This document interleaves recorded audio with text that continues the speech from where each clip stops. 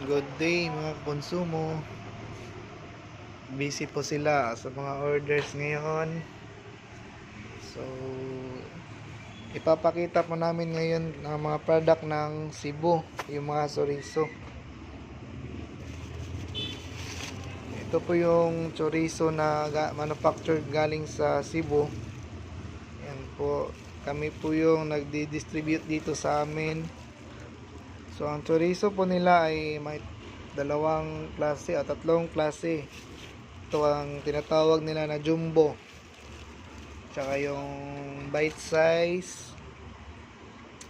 So pagdating po dito sa amin, hindi po to naka-repack. Kami na po yung nag-repack nito. So kung may nagsa-supply po dito ng mga packing, so paki-comment na lang po kasi naghahanap po kami ng magandang packaging. Tsaka ito po yung isang klase nila. So, ang bintahan po namin dito, ang chorizo na to ay sa retail, yung retail price namin is 205 to 210 jumbo. So, 1 kilo po siya sa packing.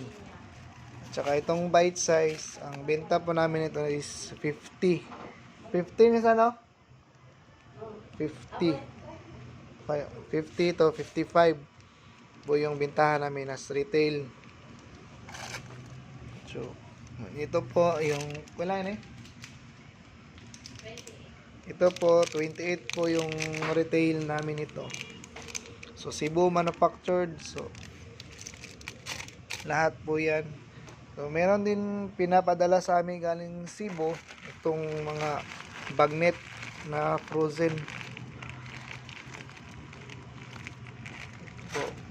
So meron din kaming galing Cebu na limpo inasal. Maganda yung packing niya. Yan po yung mga Cebu products. Yan, tsaka may barbecue. So may mga products din tayong iba galing sa ibang manufacturer. Hindi lang po sa Cebu, may Jinsan po tayo, may Davao, tsaka may galing din sa amin na manufactured na mga product namin dito sa Ziggy Consumer Goods. Meron din kami mga panga.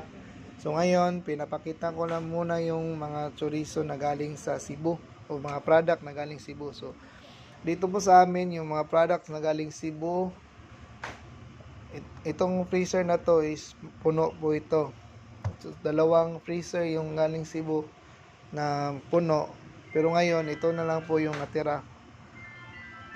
So may sa ibang branch po din namin, ito rin yun pong mga yung mga best seller talaga, yung mga chorizo na galing Cebu. So ito po na mga chorizo. So that's all for today po. Abang-abang na lang po sa ibang product. Salamat.